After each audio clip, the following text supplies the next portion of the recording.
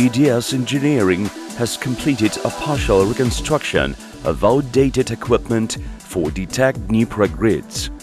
At Liteynaya substation, 8 RNDZ 220 disconnectors were replaced with modern RGN 220 with remote control.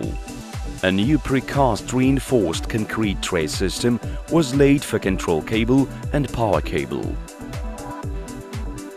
All installed equipment of secondary control wiring was manufactured at the production of EDS Engineering.